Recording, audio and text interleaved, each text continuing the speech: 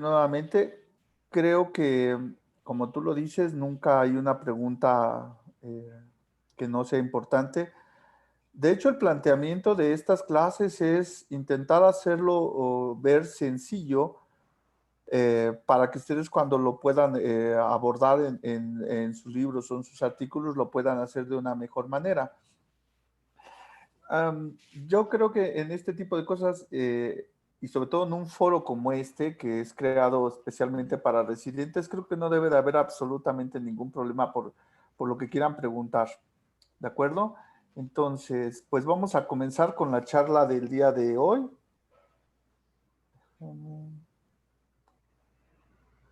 Desactivar. Listo. Ok, pues vamos a comenzar entonces con la plática del día de hoy. El día de hoy vamos a hablar de la glomerulonefritis rápidamente progresiva.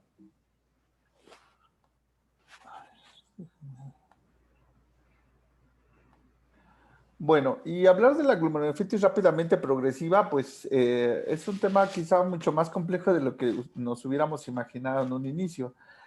Si ustedes recuerdan esta figura en la cual dividimos las diferentes glomerulopatías de acuerdo a si tienen un comportamiento predominantemente nefrótico o predominantemente nefrítico, podemos ver cómo se manifiestan tanto por proteinuria como por hematuria. Las clases anteriores hemos visto un par de glomerulopatías que tienden a estar ubicadas dentro de este lado, del lado nefrótico, o sea, la nefropatía membranosa y la glomerulosclerosis focal y segmentaria. Pero el día de hoy vamos a hablar sobre una que se encuentra del lado nefrítico o inflamatorio, que es la glomerulonefritis rápidamente progresiva. Eh, ¿Por qué están todas estas incluidas en esta zona? Pues ahora lo vamos a ver. Entonces vamos a hablar ahora no de las glomerulopatías nefróticas, sino de las inflamatorias, básicamente. Tenemos que recordar para abordar la glomerulonefritis rápidamente progresiva de dónde surgen las principales manifestaciones, especialmente las alteraciones en el sedimento, y para eso tenemos que recordar los mecanismos tanto de proteinuria como de hematuria. En el caso de proteinuria, ustedes ya saben que existen factores que impiden la permeabilidad a las macromoléculas, entre ellos la carga negativa, que está dado en el epitelio visceral por las cieloglicoproteínas, en la membrana basal por los proteoglicanos y el heparansulfato. Además está el tamaño de la molécula, que también es muy importante para impedir el paso de la misma a través de la barrera de filtración.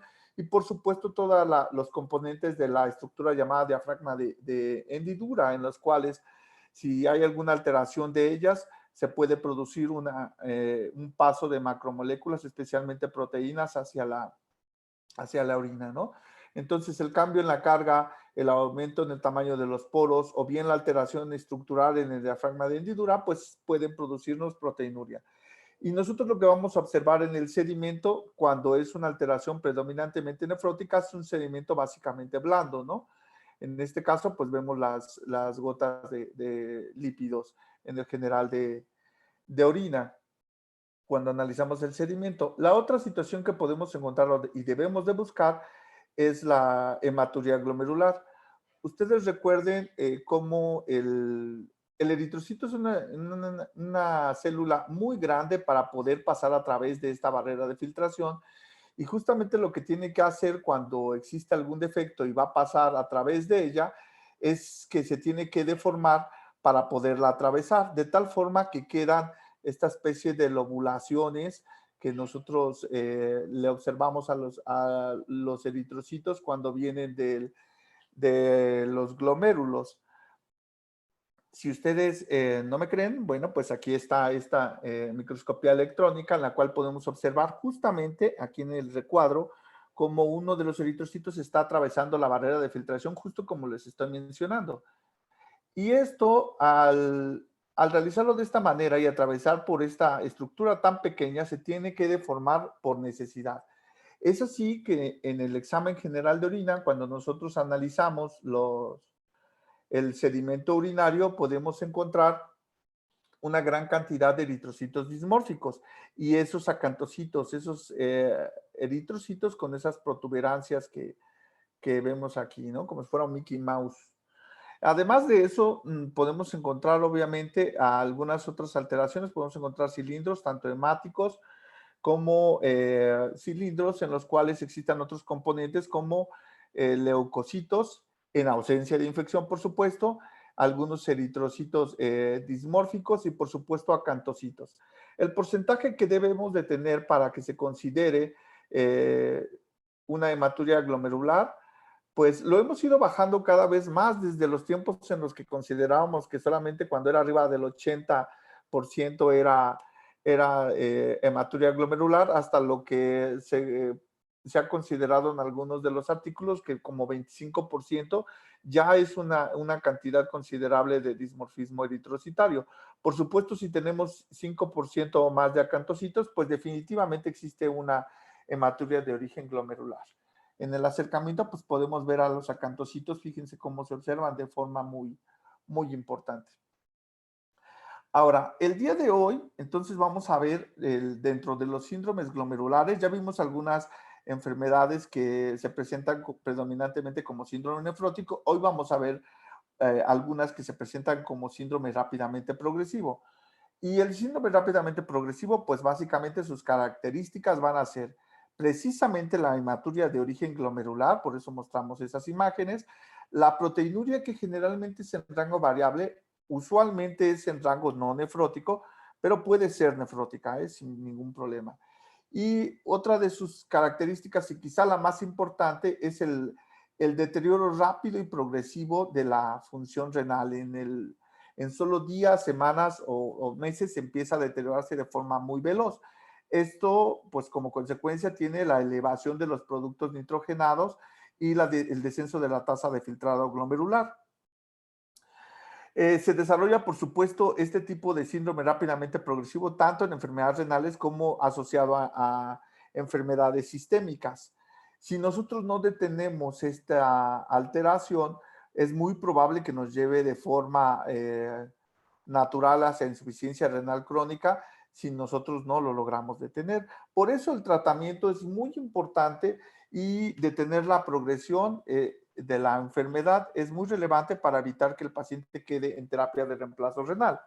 Entonces, como definición de una glomerulonefritis rápidamente progresiva, tenemos una afección glomerular caracterizada primero por el descenso de la tasa de filtrado glomerular, en general mayor del 50%, considerando su basal, en un periodo que sea menor a 3 meses y asociado a la presencia histológica de semilunas. Es importante que sean más de 50% de semilunas. ¿Por qué?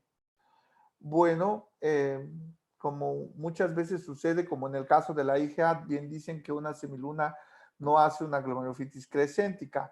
Y es que a veces es solo una y eso no la puedes tomar tú como una glomerulonefritis rápidamente progresiva. ¿Me explico? Entonces sí debe de ser un porcentaje de preferencia superior al 50%.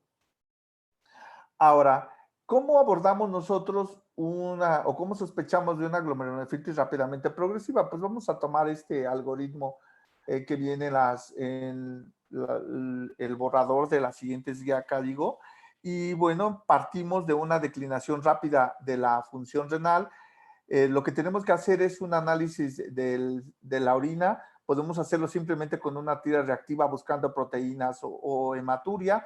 Si están presentes, pues hay que hacer un análisis del sedimento para realizar la búsqueda intencionada justamente de hematuria glomerular o de piuria en ausencia de infección. En el caso de que no tenga esas alteraciones en el sedimento, pues habrá que descartar otras causas de lesión renal aguda, ¿no?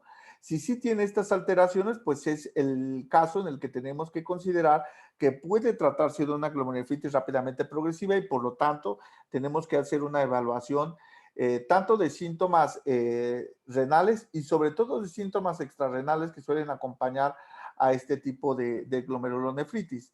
Y por supuesto tenemos que hacer análisis serológico que incluya los anticuerpos, los ANCAS, los antinucleares, los anticuerpos antimembrana basal glomerular, el complemento que es muy importante y por supuesto excluir procesos infecciosos activos.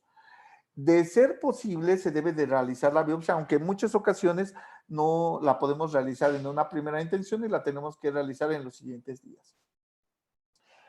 ¿Cómo clasificamos nosotros a la glomerulonefritis rápidamente progresiva?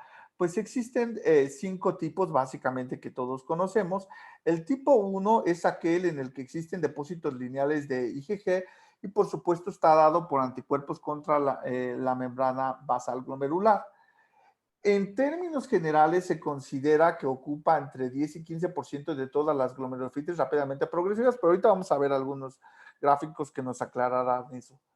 El tipo 2 es aquel mediado por complejos inmunes, por lo tanto lo que tiene es depósitos granulares de inmunoglobulinas.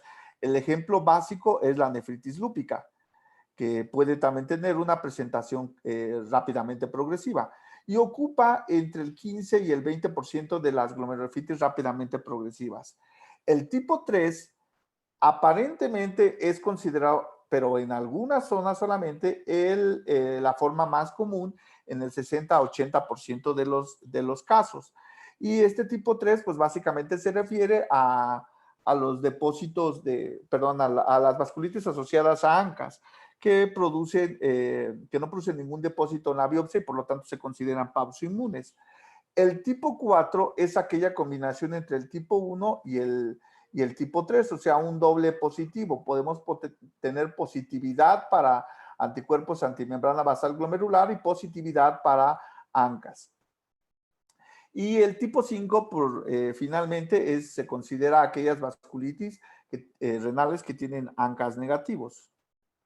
Ahora, ¿cuáles son los mecanismos que nos pueden llevar a un daño glomerular suficiente para que se produzca una glomerulonefritis rápidamente progresiva?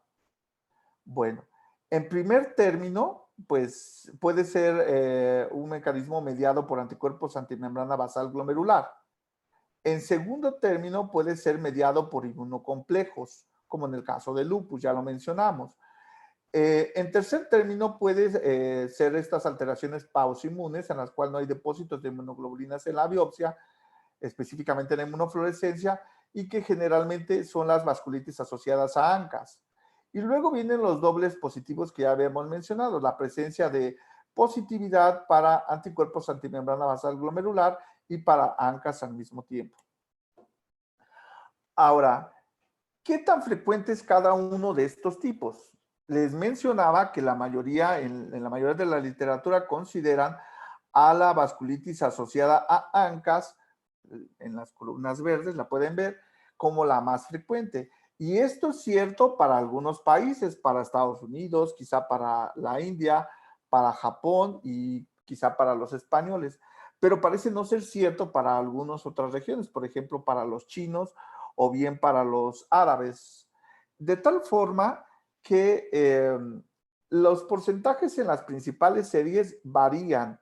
Entonces tenemos una frecuencia diferente de acuerdo a la zona geográfica a nivel mundial. Si nosotros buscamos los reportes de enfermedad por anticuerpos antimembrana basal glomerular, vemos como en algunos ni siquiera reportaron ninguno y en otros lo más que reportaron fue 16% de las glomerulonefritis crescénticas que encontraron en esta población. Este es el caso, por ejemplo, de China, 16%. Si nosotros vemos las vasculitis asociadas a ANCAS, claramente son porcentajes mayores, pero varían demasiado también, ¿no? Y van desde este 22.7 en una serie china hasta este 72 en la serie de la India. Después vemos que las glomerulonefritis por complejos inmunes tienen una variabilidad tremenda. En la serie japonesa reportan muy pocas y sin embargo en las series chinas y en las árabes reportan una cantidad muy alta. Finalmente, si separamos dentro de las que son por complejos inmunes solamente la nefritis lúpica, vemos cómo la reportan desde 14% en una de las series chinas hasta 49% de las glomerulonefritis crescénticas en la serie de Arabia Saudita. Entonces, de tal forma que si nosotros decimos que la vasculitis asociada a ANCAS es la principal etiología de la glomerulonefritis crescéntica, esto es cierto para Norteamérica, para España, para la India y quizá para Japón, pero no es cierto para China y para Arabia Saudita, porque en esas zonas los reportes dicen que la principal causa de glomerulonefritis crescéntica son las mediadas por complejos inmunes, especialmente las asociadas a nefritis lúpica. ¿Y qué tiene de importancia dividirlas así? Bueno, tiene importancia para empezar en la sobrevida renal. Si ustedes recuerdan, la tipo 2 es la mediada por complejos inmunes y la sobrevida renal generalmente es mucho mejor en este grupo.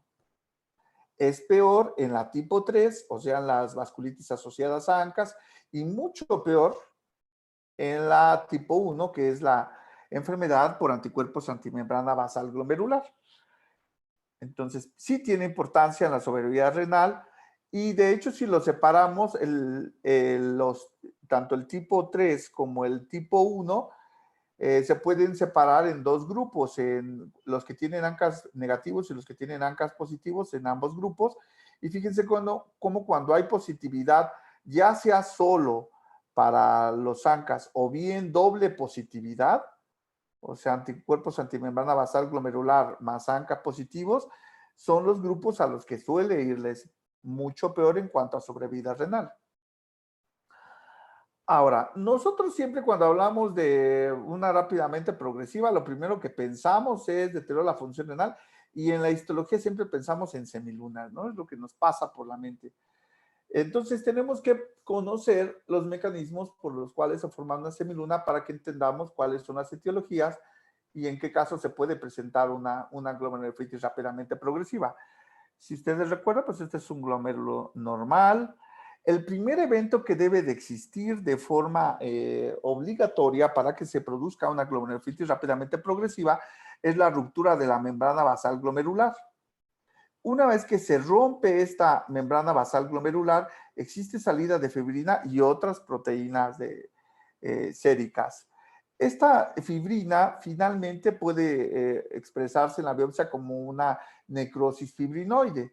Entonces, siempre es necesario que exista una ruptura de la membrana basal glomerular para que escape este material y se produzca la necrosis fibrinoide.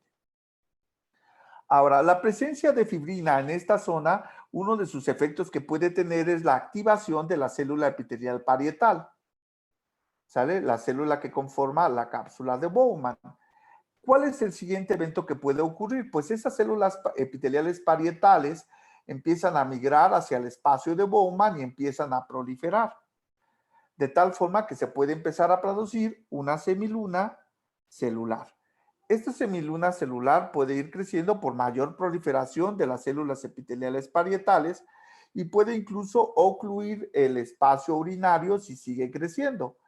Entonces va proliferando de forma tal que en algún momento puede excluir al túbulo y por supuesto producir degeneración del mismo.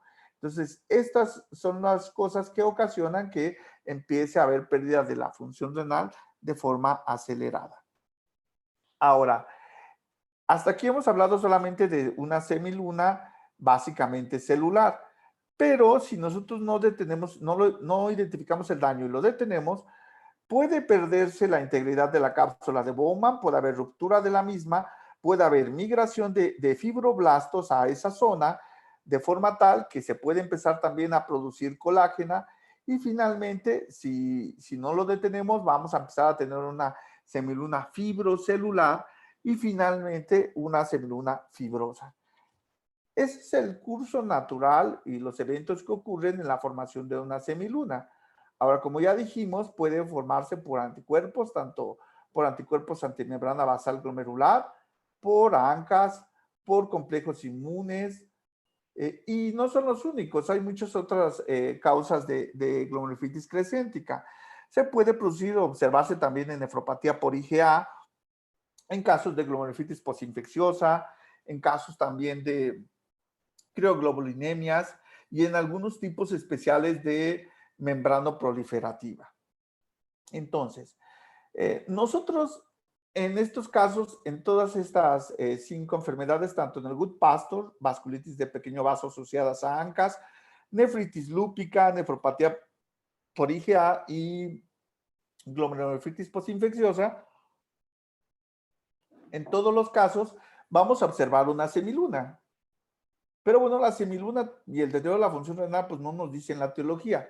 ¿Cómo vamos a poder averiguar cuál es? Bueno, primero, pues toda la serología es importante, la determinación de anticuerpos que dijimos en el algoritmo inicial, que era relevante.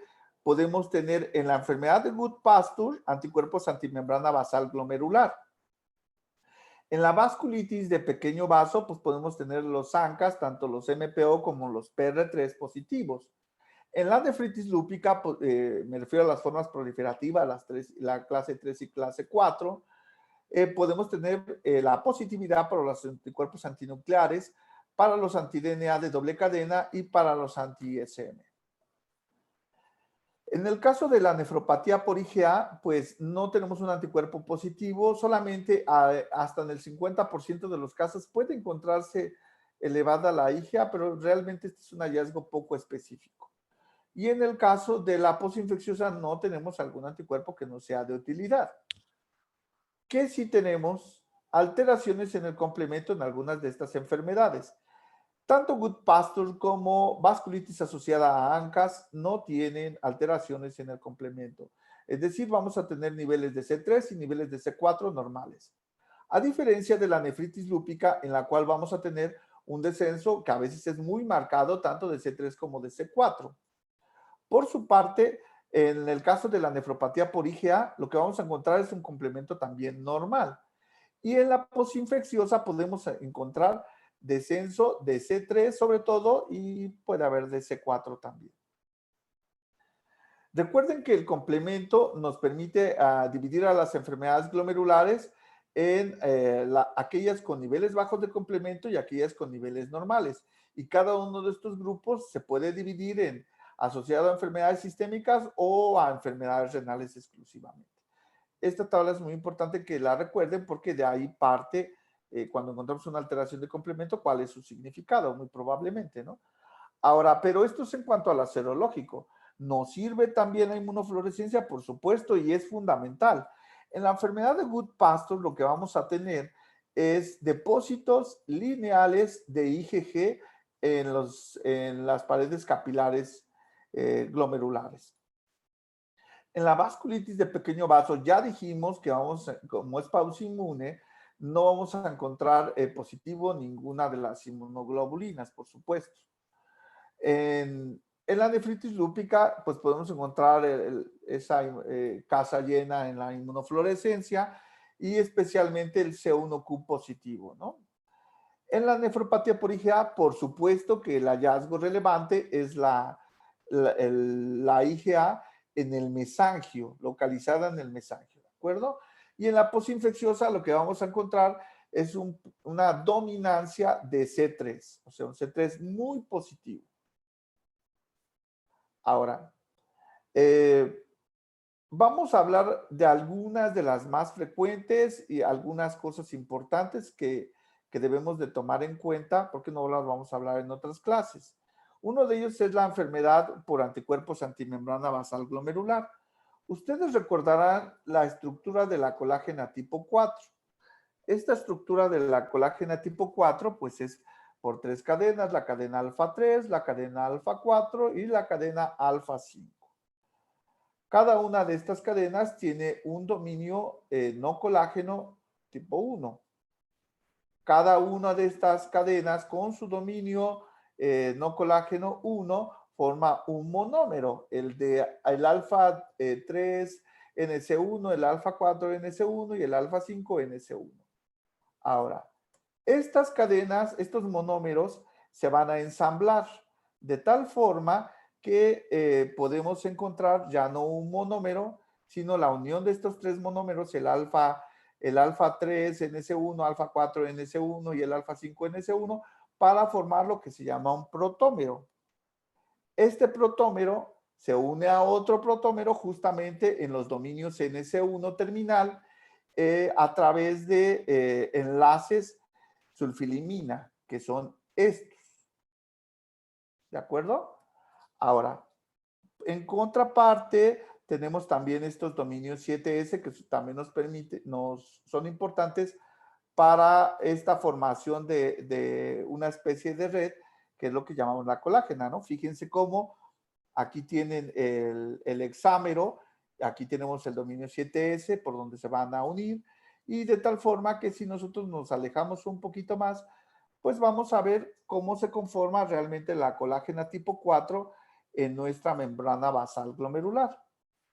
Obviamente, en la enfermedad por anticuerpos antimembrana basal glomerular, los anticuerpos van a estar dirigidos con contra alguna de estas estructuras de la colágena tipo 4. ¿Cuál es esa estructura? Bueno, lo que sucede en estos casos es que puede haber, obviamente, por algún factor gatillo, puede ser un proceso infeccioso, puede ser lo que ustedes quieran, eh, alguna otra enfermedad autoinmune, por ejemplo, también.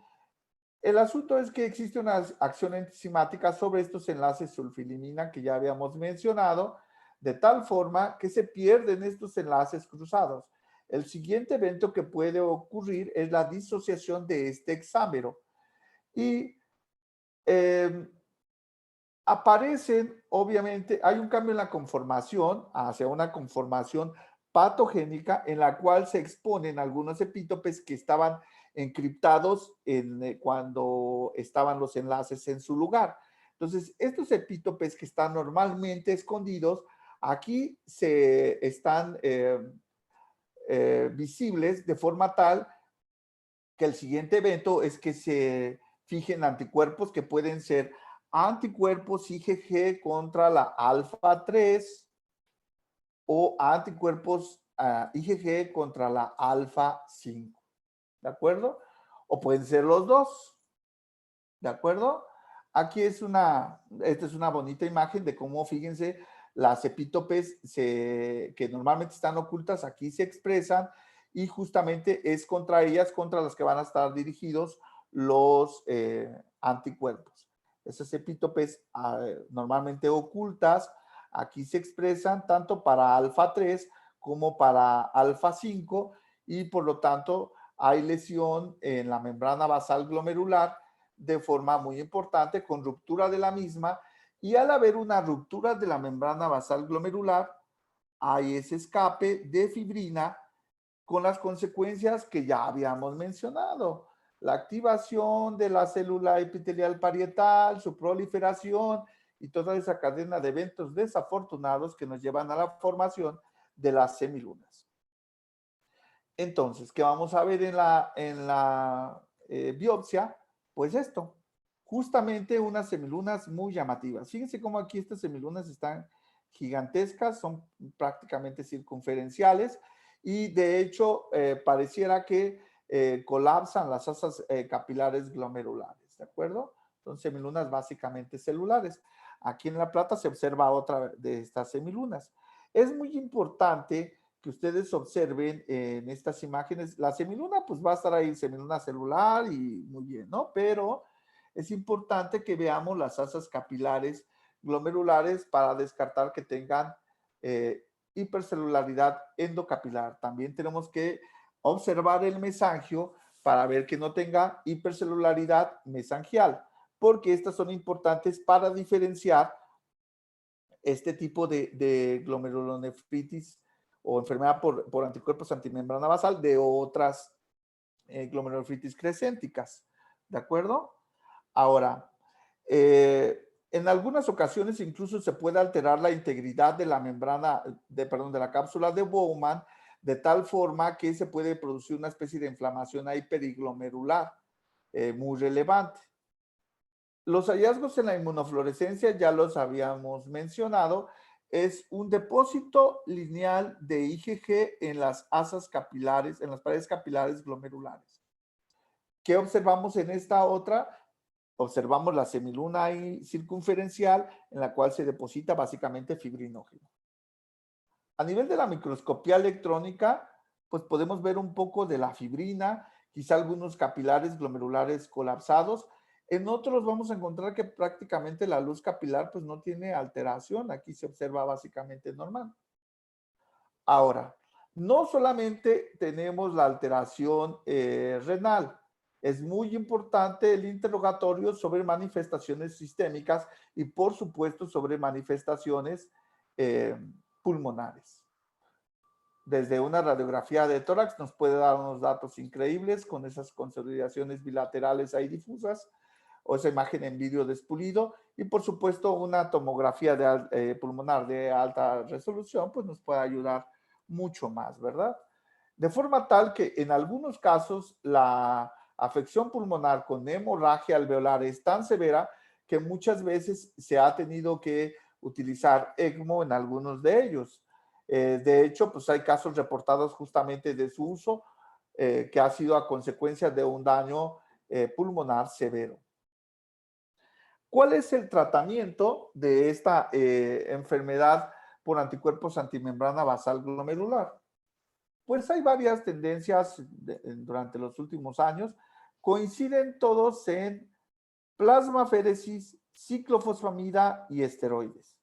Quizá tienen unas pequeñas variaciones en cuanto a dosis o en cuanto a la duración, pero en esencia son muy parecidos. ¿Por qué plasmaféresis? Se recomienda plasmaféresis de forma diaria hasta que se negativicen de forma persistente los anticuerpos antimembrana basal glomerular. Y eso generalmente ocurre después de 14 días. O sea, casi siempre hacemos recambio plasmático y utilizamos albúmina al 5% para durante 14 días muy probablemente. Cuando vamos a realizar alguna biopsia, solemos utilizar, de hecho, le tenemos que poner plasma fresco congelado si vamos a hacer una biopsia o algún otro procedimiento invasivo. También lo tenemos que utilizar en los casos de hemorragia alveolar. Ahora, pues tenemos que hacer una determinación frecuente de los anticuerpos justamente para determinar en qué momento podemos ya suspender la plasmaféresis. Y una vez que la suspendamos, tenemos que seguirlos monitoreando los anticuerpos porque puede haber un fenómeno de rebote. La ciclofosfamida, bueno, con esto, con la plasmaféresis, lo que hacemos es quitar los anticuerpos circulantes, por supuesto.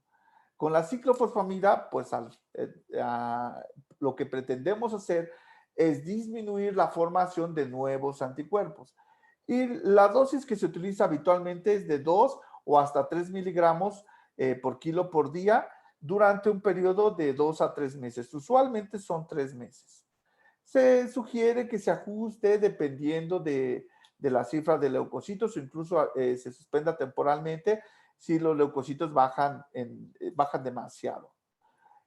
Hasta este 2018, pues no se recomendaba la ciclofosfamida IB, sugiriendo que hay poca evidencia con ella.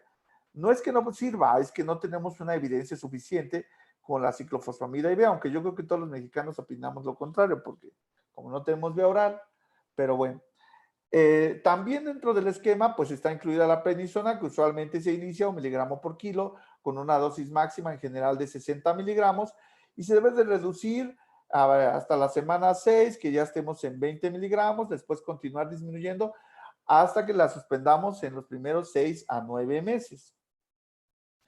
En esta bibliografía, por ejemplo, todavía no recomendaban el uso de metilprednisolona porque sugerían que no había evidencia suficiente. Sin embargo, en el borrador de las nuevas guías CADIGO, dicen ellos que sí se pueden poner bolos de metilprednisolona hasta 1 gramo por día durante 3 días consecutivos.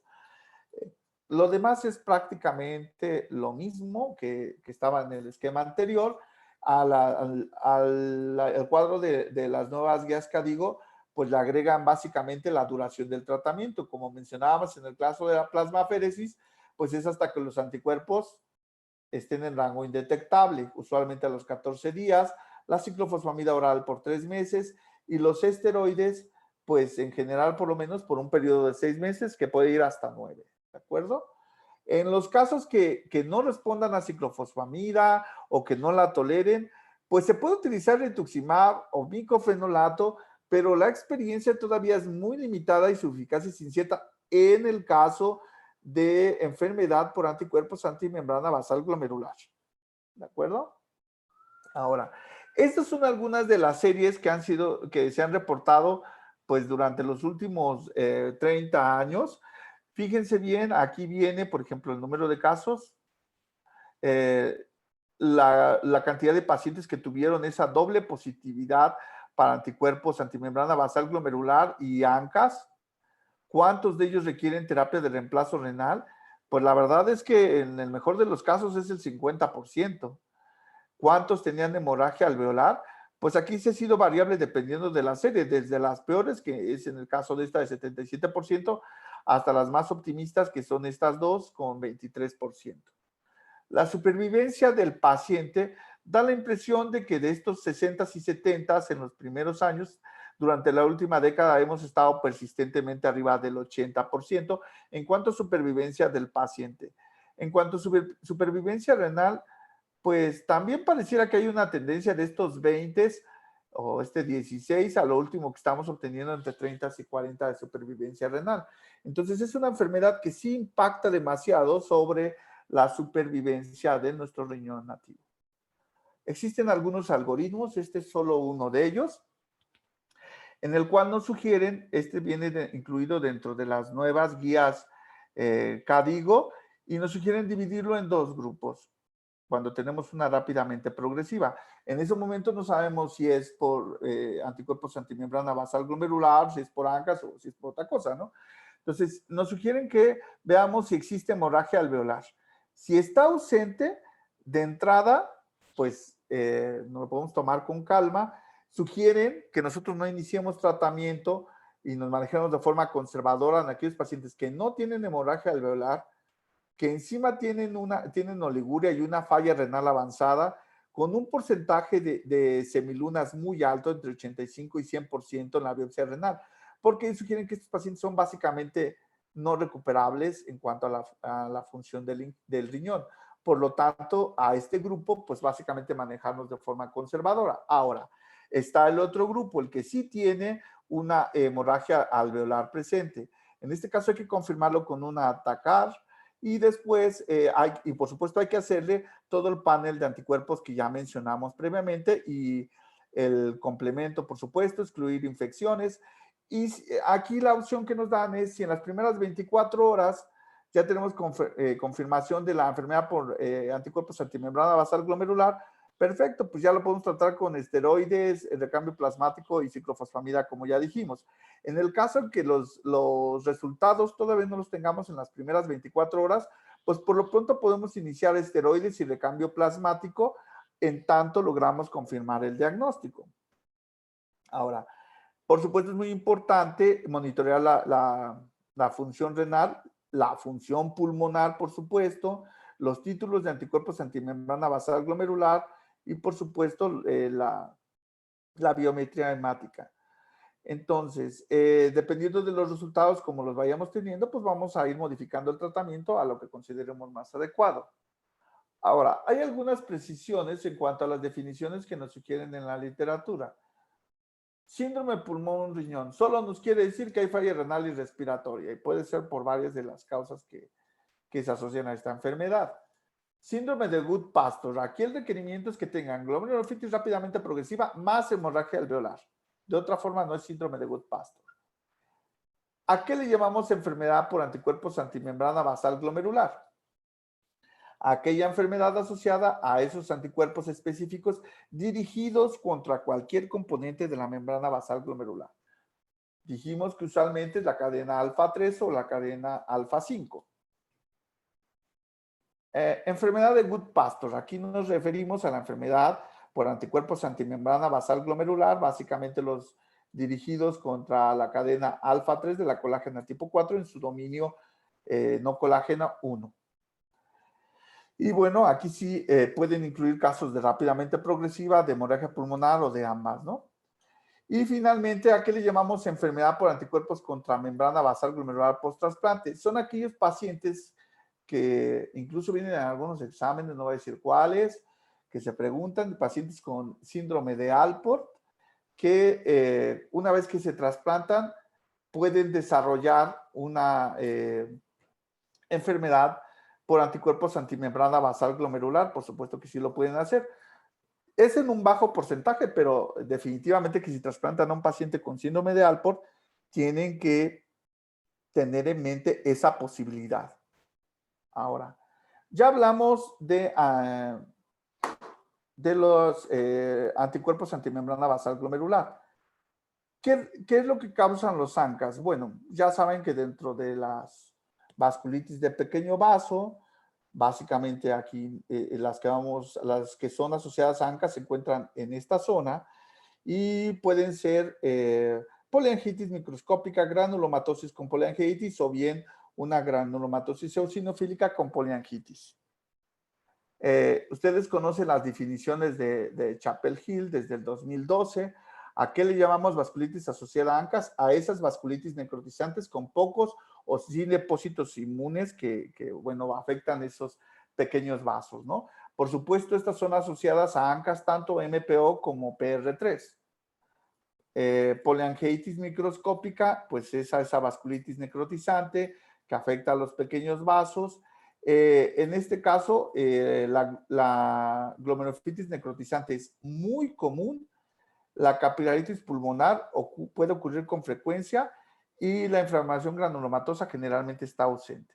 A diferencia de la granulomatosis con poliangitis, en la cual sí puede haber esas lesiones granulomatosas, por supuesto, y eso es parte de lo que la diferencia. Y finalmente, con mucha menos frecuencia, la granulomatosis eosinofílica con poliangitis, ¿no? En la cual, pues, generalmente existe ese antecedente de asma, es una inflamación granulomatosa necrotizante que es muy rica en eosinófilos, generalmente. Ahora, ¿cómo se produce el daño glomerular mediado por los ANCAS? Bueno, en condiciones normales nosotros tenemos aquí nuestros neutrófilos no estimulados con estos antígenos ANCAS en el citoplasma. Cuando nosotros, bueno, los tenemos no estimulados, pero cuando se produce el estímulo por alguna citocina, ya sea derivada de alguna infección, por ejemplo, esta citocina puede estimular al neutrófilo de forma tal que estos antígenos ANCAS que estaban en el citoplasma pueden exteriorizarse. Cuando ocurre eso, lo siguiente es que se producen anticuerpos dirigidos contra estos antígenos ANCA. El evento siguiente, obviamente, es la liberación de factores que van a activar la vía alterna y, por supuesto, después lo que ocurre es inflamación aguda y necrosis a nivel del epitelio. Se produce un fenómeno conocido como netosis, en el cual hay radicales libres y todas estas situaciones que al final van a lesionar la membrana basal del endotelio, y lo que va a suceder es que pues va a empezar a pasar tanto la fibrina que ya habíamos mencionado, puede pasar a algunas células, entre ellas monocitos y algunos linfocitos T. En esta parte, lo que observamos en el glomérulo, pues es esa eh, necrosis fibrinoide. Después puede pasar a activar a la célula epitelial parietal y formar la semiluna celular. Si el daño sigue, pues puede aparecer inflamación crónica y el fenómeno de cicatrización. En este caso, pues ya aparecen más macrófagos, aparecen también fibroblastos que se pueden observar aquí en el esquema. Finalmente, va a aparecer el depósito de colágeno y más fibroblastos, con lo cual esta semiluna de celular pasa a fibrocelular y finalmente a fibrosa. En estas imágenes de vasculitis en pacientes con ANCAS, pueden observar ustedes la necrosis fibrinoide. Entonces, en alguna zona se rompe la membrana y escapa este material, esta fibrina, este material fibrinoide, lo cual va a desencadenar la formación de la semiluna. Y en otro vaso pequeño pueden observar ustedes cómo también se produce ese mismo fenómeno. Se rompe la membrana y escapa ese material fibrinoide. La clasificación de la vasculitis asociada a ANCAS es de acuerdo a la clasificación de Eubas-Verden, y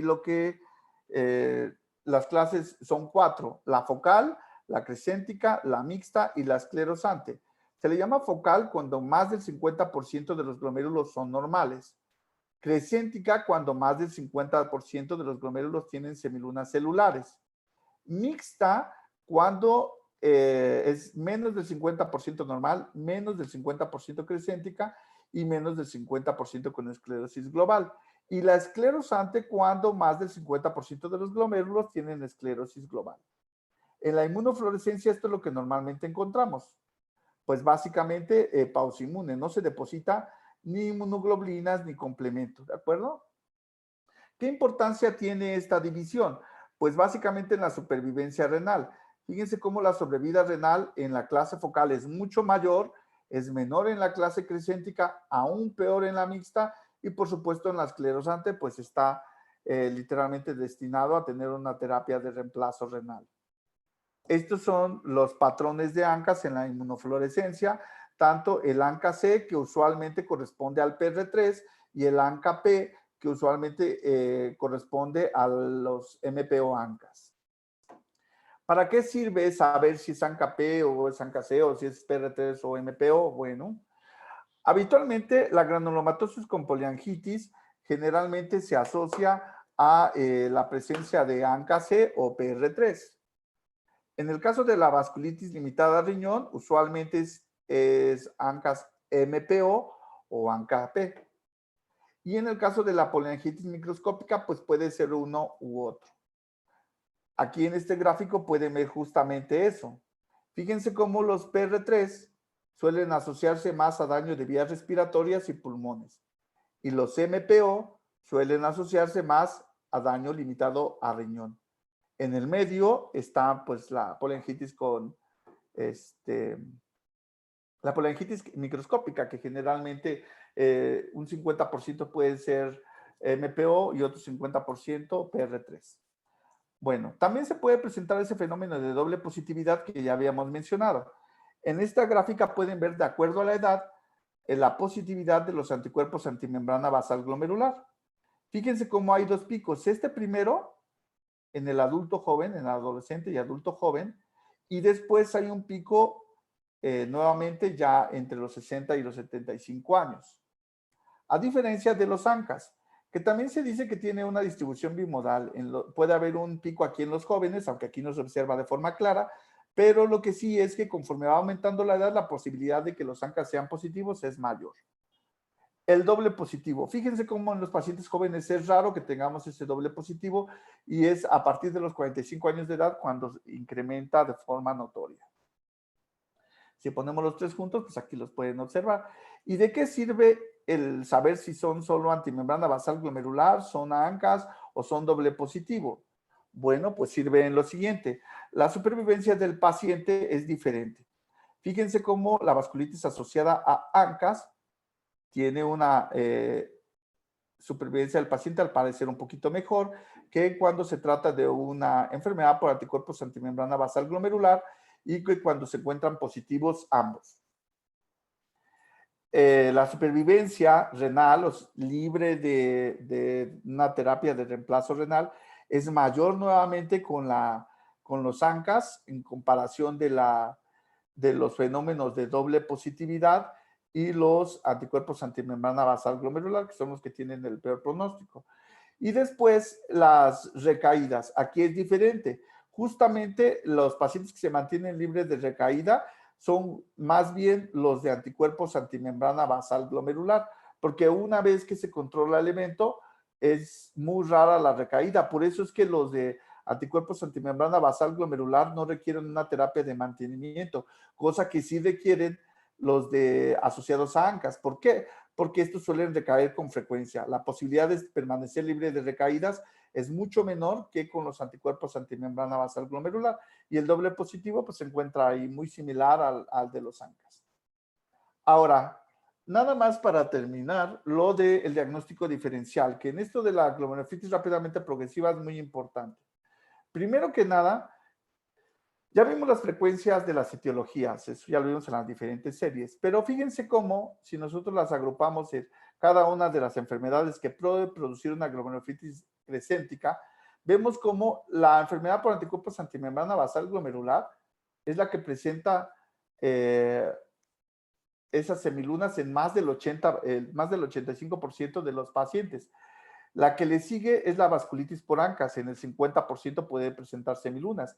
Fíjense, la nefritis lúpica, pese a que es un diagnóstico frecuente con nosotros, en realidad solamente el 13% pueden presentar una forma crescéntica. Y las otras, la enfermedad por depósitos densos, también puede presentar una cantidad nada despreciable de semilunas.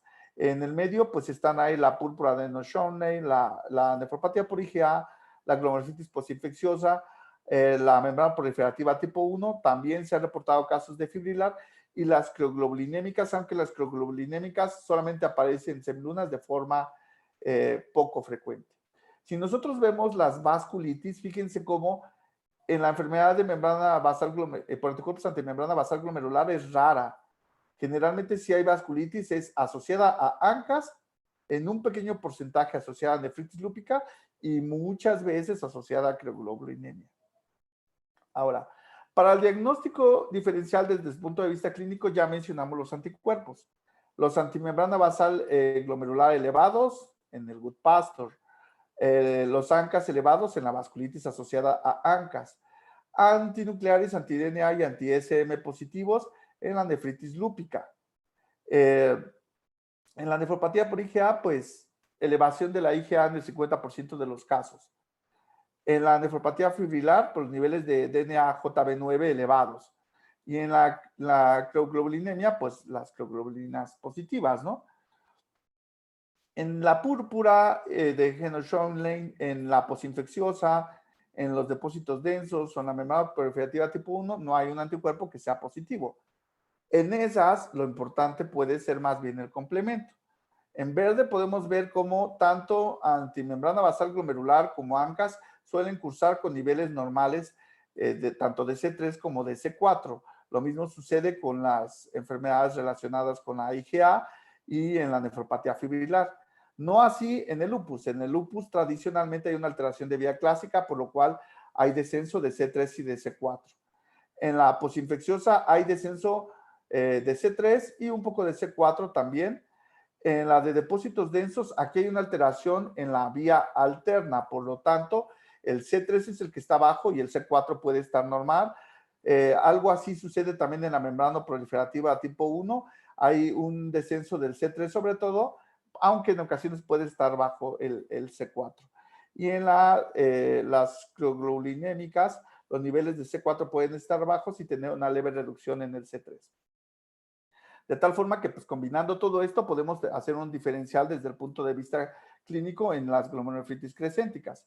En la histología, pues en la membrana basal, anticuerpos antimembrana basal glomerular, pues lo que tenemos en la inmunofluorescencia es el depósito lineal de IgG y, por supuesto, en las semilunas, pues el depósito del fibrinógeno. Y en la microscopía electrónica, pues encontramos un poco de fibrina, algo de colapso glomerular, pero encontramos muchas asas capilares conservadas sin mayor problema. En la vasculitis asociada a ANCAS, lo que nosotros notamos es que las asas capilares están abiertas, no hay alteración, no hay hipercelular ni endocapilar ni a nivel mesangial, que esto es importante. Por supuesto, hay necrosis fibrinoide tanto a nivel glomerular como en vasos pequeños. Puede haber también granulomas o puede haber infiltrado eosinofílico, sí, también puede haber. En la inmunofluorescencia lo que vemos es un poco de IgM, IC3, cuando más, porque muchas veces no pinta nada y por eso es pausinmune, ¿no? Y en la microscopía electrónica, pues no hay depósitos densos y prácticamente se ven las asas capilares abiertas sin alteración. En la nefritis lúpica, pues lo que observamos, ya saben, es una forma mucho más proliferativa, por lo tanto, hay hipercelularidad tanto dentro de los capilares como a nivel del mesangio. En este caso, la inmunofluorescencia pues, puede dar un patrón de casa llena, por supuesto. Pueden estar positivos prácticamente todos, especialmente el C1Q. Y en la microscopía electrónica, a diferencia de las dos anteriores, aquí podemos encontrar depósitos tanto a nivel mesangial como depósitos a nivel subendotelial. En la púrpura de Enoch, pues encontramos las semilunas nada más. En la inmunofluorescencia puede haber, de hecho debe de haber el depósito de IgA en las paredes capilares glomerulares. y puede haber depósitos paramesangiales y subendoteliales en algunos casos. En la nefropatía por IgA, pues además de las semilunas, hay un incremento en la celularidad a nivel del mesangio y en algunas ocasiones hay hipercelularidad también endocapilar. En la inmunofluorescencia, el depósito de IgA es básicamente en el mesangio y pues por supuesto aquí se observan los depósitos mesangiales en la microscopía electrónica. Cuando hablamos de una posinfecciosa, generalmente ven un glomérulo muy celular en el cual van a encontrar muchos neutrófilos, por ejemplo. Lo que esperamos encontrar en la inmunofluorescencia directa son los depósitos dominantes de C3. Puede haber un poco de IgG también. ¿Se acuerdan de aquel patrón en guirnalda que tanto se menciona? Y en la microscopía electrónica, pues encontramos estas jorobas subepiteliales. Puede haber algunos depósitos mesangiales y subendoteliales, sí, pero lo clásico son las jorobas. En la enfermedad por depósitos densos, que también puede producir algo de semilunas, pues se observa ese patrón membrano proliferativo, ¿no? Con acentuación del patrón lobular, hipercelularidad en el mesangio, endocapilar, los dobles contornos, la interposición celular, todos ustedes ya saben. La inmunofluorescencia básicamente va a tener un depósito dominante de C3 y casi exclusivo de C3. Y así se ve, de hecho, todas negativas menos el C3, ¿no? Y en la microscopía electrónica, cuando es una enfermedad por depósitos densos, pues tiene estos depósitos electrón densos de aspecto acintado ahí a nivel de la membrana basal glomerular. La membrana proliferativa tipo 1 tiene también ese patrón membrano proliferativo, tiene depósito de C3 en la inmunofluorescencia y tiene en la microscopía electrónica pues los depósitos subendoteliales. La fibrilar pues tiene el depósito de ese material en el mesangio que cuando hacemos inmunofluorescencia encontramos IgG y C3 positivas y si aplicamos los nuevos biomarcadores, el DNA-JB9 puede ser positivo justamente y diagnóstico de nefropatía fibrilar. En la microscopía electrónica lo que encontramos son estas fibrillas de entre 18 y 29 nanómetros que pueden estar aleatorias o pueden tener una vaga estructura. En la crioglobulinemia pues encontramos el patrón membrano proliferativo característico, podemos encontrar arteritis necrotizante de forma ocasional y en la microscopía electrónica pues en este caso encontramos cosas de un patrón membrano proliferativo, por ejemplo, los dobles contornos y los depósitos subepiteliales. Además de que podemos encontrar algunos depósitos con una estructura organizada, ¿no? Entonces, si nosotros resumimos todos los hallazgos histológicos, aquí están los de la inmunofluorescencia directa, los de la microscopía electrónica y con esto nosotros podemos hacer nuestro diagnóstico diferencial. En México, ¿qué hay? Bueno, fíjense cómo la rápidamente progresiva es básicamente la quinta causa de biopsia renal en el país y las proliferativas extracapilares ocupan entre el quinto y el sexto lugar entre los diagnósticos o los patrones morfológicos reportados más frecuentemente. Si a eso le sumamos que el 13% de las lúpicas pueden tener alteración o esa imagen crescéntica, pues podemos entender que se pueden incrementar mucho más esos casos. Si le sumamos los que tenemos con diagnóstico de Wegener y de poliangiitis microscópica, pues aún más. Es diferente en los grupos de edad, de los niños, pues no es una de las causas más frecuentes. En los adultos parece ser que ocupan un sitio intermedio, pero en los abuelos definitivamente que ocupan una de las de los tres primeros diagnósticos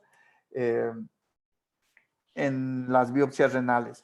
El comportamiento clínico, fíjense cómo en nuestra serie justamente es casi el 80% de los casos tienen un deterioro muy marcado de la función renal. La proteinuria cuando está realmente no es en rango nefrótico y el 45% tienen una hematuria de origen glomerular. Muy bien, eso es todo. ¿Tienen alguna pregunta o algún comentario? Bueno, muchas gracias. No sé si tengan alguna pregunta, ya pueden abrir su micrófono, o algún comentario.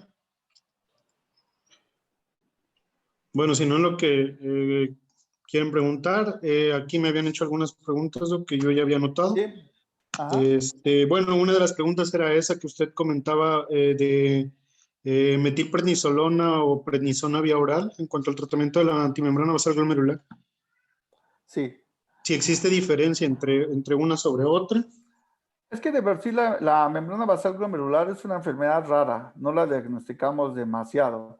Por lo tanto, las series son pequeñas y no hay ensayos clínicos, o sea, abundantes como en las otras glomerulopatías que vimos las semanas anteriores. Por eso es que no hay tanta evidencia. La evidencia se basa en esas series de casos que les puse en una de las diapositivas.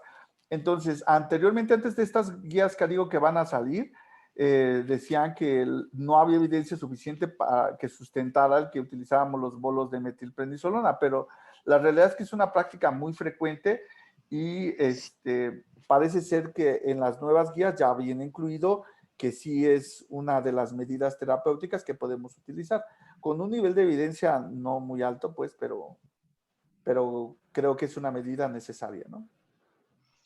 Ok, aquí viene otra. Dice, cuando tenemos un paciente con una sospecha de glomerulonefritis rápidamente progresiva sin hematuria, ¿deberíamos sospechar en alguna otra causa? Sí, pues es que por eso les puse todo este diagnóstico diferencial. Si se fijaron, el diagnóstico diferencial debe de ser desde clínico e histológico. Pudieras estar ante, por ejemplo, si la manifestación es esencialmente proteinúrica, pues puede ser prácticamente lo que quieras, ¿no? De las que ya mencionamos. Eh, por ejemplo, las membranas proliferativas muchas veces pensamos que se presentan como nefríticos y la verdad es que a nosotros nos ha tocado mucho diagnosticarlas cuando empezamos a abordar un síndrome nefrótico. Entonces, hay muchos pacientes con lupus, por ejemplo, que tienen al final una forma crescéntica y que las empezamos a estudiar igual por un síndrome nefrótico nada más. Entonces, el sedimento es una excelente, lo llamamos nosotros lo vemos como si fuera una biopsia, ¿no? En realidad, el análisis del sedimento, pero en algunos casos, como es dependiente del observador, puedes no observar cosas importantes y vamos, que de todos modos, ya sea por la proteinuria o sea por la hematuria, lo tienes que biopsiar, ¿no? Y dice, ¿alguna recomendación de ciclofosfamida intravenosa, ya que en México pues la utilizamos ampliamente en Sí, cuanto a dosis? pues yo la que utilizo es la misma que se utilizaba o la que utilizas en la nefritis lúpica, básicamente. Entonces utilizas hay quienes les gusta 500 o 1 gramo para tratar de disminuir la dosis acumulada de esteroide.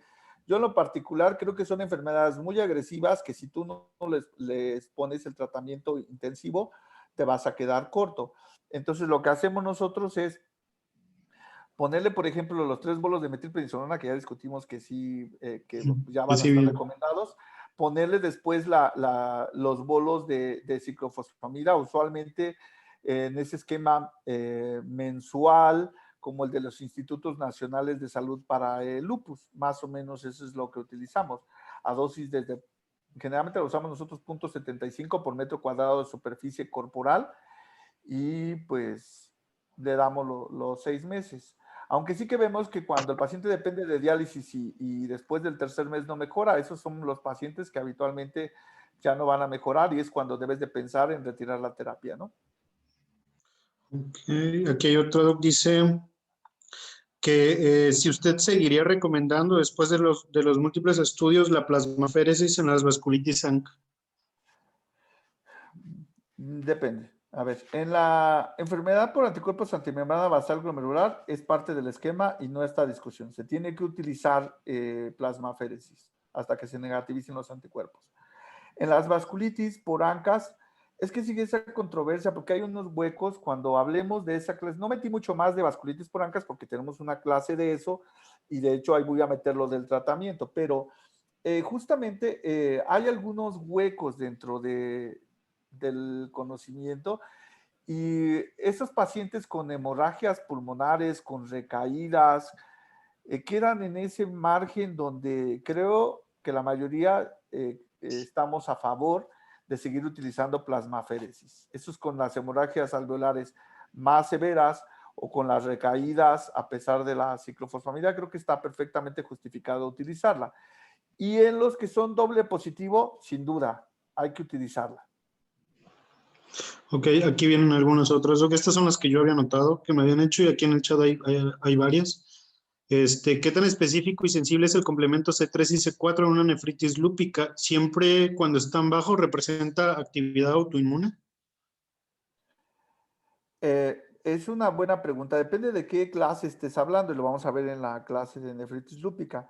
El C3 y el C4 van a estar bajos habitualmente solamente en las proliferativas, en una clase 3, en una clase 4 o en esas clases mixtas, 3+5, 4+5. Esos en los casos en los que puedes encontrar el complemento bajo. Habitualmente sí, eso sí, vas a encontrar la mayoría de las ocasiones bajo los dos, C3 y C4, porque es una alteración de vía clásica. Pero el que no lo tengas, no tengas el complemento bajo y tú ya tengas confirmado el diagnóstico de lupus, lo que te sugiere es que puede ser quizá que la proliferación quizá no es tan severa como una clase 2, por ejemplo, o bien que estás entre una clase 5, que eso también puede suceder. Muchas veces encuentras el complemento básicamente sin consumir, lo encuentras normal o ligerísimamente bajo, y lo que encuentras en la biopsia es una clase 5, una membranosa lúpica. Aquí hay otra, dice, ¿qué opina de la vasculitis ANCA con hipocomplementemia? Está reportado hasta en el 10% de los casos que puede presentarse, pero cuando tienes una vasculitis asociada a ANCAS con hipocomplementemia, yo te sugeriría que de acuerdo a las diapositivas que les puse, descartaran otras causas, porque ya vieron que hay muchas otras formas de rápidamente progresiva que pueden cursar con un descenso de complemento. Siempre que te salga el complemento disminuido en una vasculitis que tú crees que es por ANCAS o es asociada a ANCAS, descarta otras etiologías. Puede ser, sí, 10% de los casos así son, pero sí te sugiero que descartes otras etiologías porque ya vieron que hay muchas otras causas de glomerulonefritis rápidamente progresiva que sí cursan con complemento bajo, ¿no? Ok, aquí viene otra, dice, ¿el tratamiento de plasmaféresis en hemorragia alveolar rápidamente progresiva se debería basar en si produce hipoxemia o no? Como en el caso del pausinmune, que las guías que digo mencionan no dar en hemorragia alveolar sin hipoxemia, sin hipoxia. Perdón. Bueno, no sé si entendí la pregunta, pero, o sea, si la pregunta es sobre si la hipoxemia importa para determinar cómo vamos con la plasmaféresis. Bueno, de entrada, los que tienen hemorragia alveolar son de los pocos casos en los que yo creo que todo el mundo entendemos que se puede utilizar la plasmaféresis. Pero la guía para cuándo suspenderla no es la hemorragia alveolar, es en realidad los niveles de anticuerpos. Cuando se negativicen de forma persistente es cuando ya debes de suspenderla. Es difícil basarte en la hemorragia alveolar. No creo que sea sencillo tomar tu decisión de qué momento suspenderla en función de la hemorragia alveolar. Necesitas un parámetro más objetivo y ese parámetro objetivo yo creo que son los anticuerpos. Aquí hay otra, dice, ¿el síndrome hemolítico urémico podría dar una glomerulonefritis rápidamente progresiva? Pues es que mira, por ejemplo, hay muchos casos que no mencioné, pero tú recordarás que membranosas pueden presentar semilunas, focal cementaria puede presentar semilunas, o sea, prácticamente todas las glomerulopatías pueden presentar semilunas, porque no todo es derivado de complejos inmunes o de anticuerpos. Muchas veces es simplemente que la magnitud de la proteinuria es tan alta que en los mismos diabéticos puedes ver semilunas, por ejemplo. Entonces, muchas de las enfermedades glomerulares pueden tener variedades raras acompañadas de semilunas, pero ojo, una cosa es que tengan una semiluna, dos semilunas, a que sea una glomerulonefritis crescéntica con más de 50% de glomérulos con semilunas. Entonces, esos son temas un poco diferentes. Eso sucede mucho en la IgA, por ejemplo, dice el doctor Jürgen Flosch, dice no, que una semiluna no hace una glomerulonefritis crescéntica, y tiene razón, porque a veces son muchos glomérulos y son solo un par de de glomérulos que tienen semiluna, eso no es una forma crescéntica, eso yo creo que es un hallazgo, pero que no debes de tratarlo como si fuera una rápidamente progresiva. Ok, y dice, ¿cuánto tiempo es lo más rápido que ha visto avanzar una glomerulonefritis rápidamente progresiva hacia la enfermedad renal crónica o hacia la terapia de reemplazo renal? Pues es que lo triste es que muchos ya no llegan en esas condiciones. El sistema de referencia que tenemos no es muy bueno, de forma tal que el retraso en en que lleguen los pacientes, aparte de que nosotros no solemos tener exámenes de forma habitual de tamizaje, entonces la mayoría de los pacientes llegan con una elevación de creatinina y tú no sabes su basal.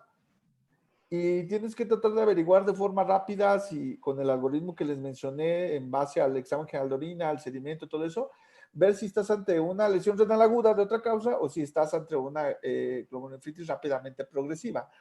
Entonces, lo más rápido, pues es que lleguen y en el curso de 2 meses, o sea, si la pregunta es, a usted le llegó uno que no estaba tan mal y en cuánto tiempo se fue a diálisis, pues en 1 o 2 meses pueden llegar tranquilamente. ¿Eh?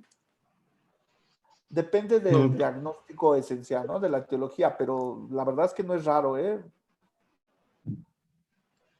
Y por último, ya para concluir, dice, ¿qué experiencia tiene al utilizar rituximab en la inducción de la glomerulonefritis rápidamente progresiva por ANCA?